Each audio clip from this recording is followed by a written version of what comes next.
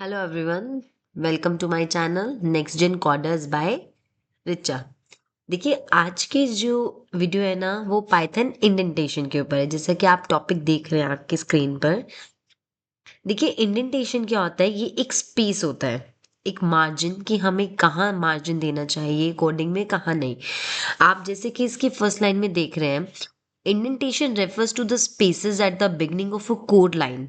जैसे ही आप कोड लाइन की शुरुआत करते हैं, उस शुरुआत में आप कहाँ आपको स्पेस देना है, कहाँ नहीं, उस चीज को बोलते हैं इंडेंटेशन।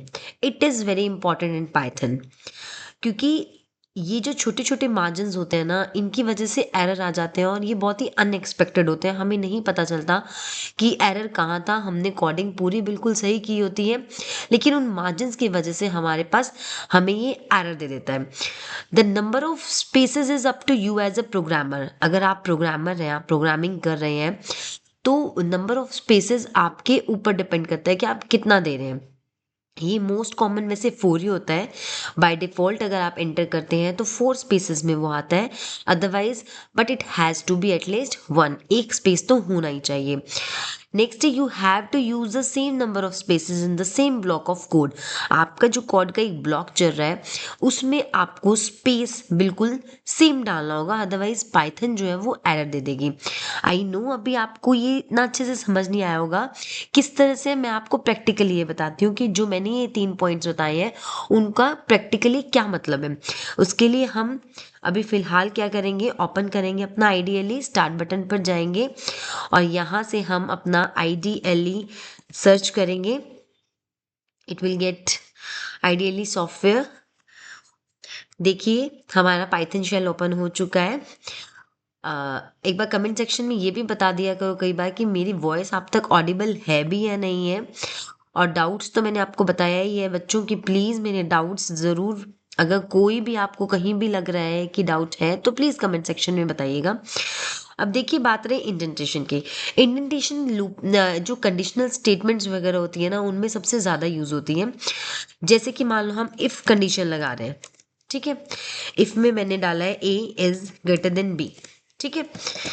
मैंने एंटर किया। मैं जानती हूँ अभी आपने इफ एल्स या कंडीशनल स्टेटमेंट मुझसे नहीं सीखा है। अभी मैं सिर्फ आपको एक इंडेंटेशन के बारे में बता रही हूँ कि इंडेंटेशन होता क्या है, ठीक है। मान लो हमने ये इफ की कंडीशन लिखी, ये कंडीशनल स्टेटमेंट है, उसमें मैंने एंटर किया तो बाय डिफॉल्ट कर्सर देखो ए के नीचे आ रहा है। ये 4 स्पेसेस के बाद आ रहा है, ए के भी नहीं, जो ग्रेटर देन का साइन है उसके नीचे आ रहा है। तो इससे पहले 4 स्पेस है यहाँ पे, 1 2 3 4। तो मैंने जैसे कि आपको सेकंड पॉइंट में बताया था कि जो मोस्ट ऑफ कॉमन जो यूज होता है स्पेस का वो 4 होता है, बट ये आपके ऊपर है कि आप कितने भी ले सकते हो, एटलीस्ट 1 होना चाहिए स्पेस। उसके बाद हम यहां से स्टेटमेंट देंगे जो भी हमें प्रिंट कराना है कि ए इज बिगर, ठीक है। एंटर किया। अभी कर्सर प्रिंट के नीचे आ रहा है, राइट। लेकिन इफ के साथ एक और चीज लगती है, एल्स। अब एल्स अगर हम प्रिंट के नीचे ही रखेंगे तो वो एरर दे देगा। अगर हम एल्स को यहां रखेंगे, देखिए ये इफ एल्स मैं आपको बहुत जल्द अपनी एक वीडियो में सिखाने वाली हूँ। अभी आप सिर्फ इतना देखिए कि कंडीशनल स्टेटमेंट में 2 वर्ड्स होते हैं, इफ और एल्स, जो मेन होते हैं।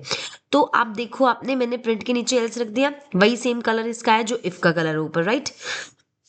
यहां से अगर मैं करूंगी तो देखो उसने मुझे एरर दे दिया, इनवैलिड सिंटेक्स। क्यों दिया अब मैं आपको बताती हूँ। मैंने क्या कहा था, इफ अगर मेरा ए जो है ग्रेटर देन बी है, तो मैं यहां से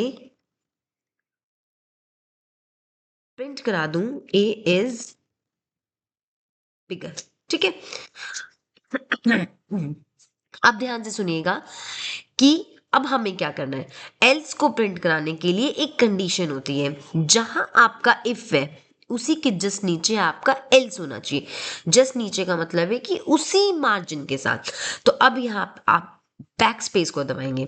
अब देखिए, बैक स्पेस को दबाने के बाद मेरे इफ के कर्सर के नीचे एल्स आ गया। इफ के नीचे अगर मैं अब कर्सर आ गया तो मैं यहाँ पे अपना एल्स टाइप कर सकती हूँ, राइट। अब एंटर करूंगी तो प्रिंट के नीचे ही कर्सर आ रहा है सेम। अब मैं यहां पे डालूंगी प्रिंट बी इज बिगर। देखिए अब मैंने क्या किया है। जब ये कंडीशनल स्टेटमेंट्स हम लगाते हैं तो इस तरह से इफ के नीचे एल्स आता है और प्रिंट के नीचे ही प्रिंट। ये एक सिंटेक्स होता है इफ एल्स का, कि इफ कंडीशन फिर उसके बाद उसकी स्टेटमेंट, एल्स कंडीशन उसके बाद उसकी स्टेटमेंट। ठीक है, ये मैं आपको इफ एल्स की वीडियो में अच्छे से क्लियर कर दूंगी। लेकिन इंडेंटेशन देखो कहाँ ही है, आपको ये दिख रहा है, ये वाला space, this is called indentation. ये मार्जिन है जो कि हमें रखना ही रखना है, लेकिन ये आपके ऊपर डिपेंड करता है, it's up to you as a programmer कि आप कितना मार्जिन दे रहे हैं। अगर आप यहाँ पे 1 या 2 का ही मार्जिन देते तो मेक श्योर आपको इस वाले प्रिंट में भी उतना ही मार्जिन देना होगा।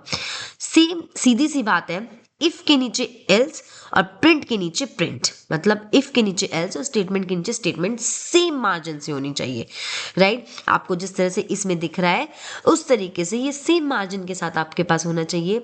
इसको बोलते हैं इंडेंटेशन। अगर आप इनकी मार्जिन वगैरह गलत कर देंगे तो वो बिल्कुल आपको एरर दे देगा, राइट।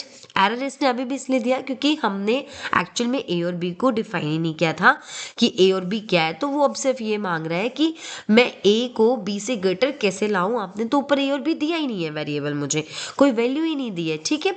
बट आपका ये इंडेंटेशन समझाने का मेरा एक मोटिवेशन था, वो मैंने बता दिया है। अगर इस इंडेंटेशन में आपको कहीं भी कोई प्रॉब्लम है, कोई डाउट है, तो प्लीज़ मुझे कमेंट सेक्शन में बताइएगा, मैं आपके डाउट्स क्लियर करूंगी। अगर आपको लगा हो कि ये वीडियो आपको समझ आ गई है अच्छे से, और प्लीज़ इस वीडियो को लाइक कीजिए, इस पे कमेंट कीजिए अपने डाउट्स या जो भी आपको पसंद आई है वो भी आप कमेंट कर सकते हैं। और प्लीज़ इस वीडियो को जितना हुआ शेयर कीजिए, इस चैनल को सब्सक्राइब करो, बेल आइकन को ज़रूर प्रेस कीजिएगा क्योंकि इससे आपके पास नोटिफिकेशन जाएंगी कि मैंने आज कौन सी ट्यूटोरियल की कौन से पार्ट की वीडियो डाली है। ठीक है, आज के लिए बस थैंक यू सो मच, बने रहिएगा मेरे चैनल पे।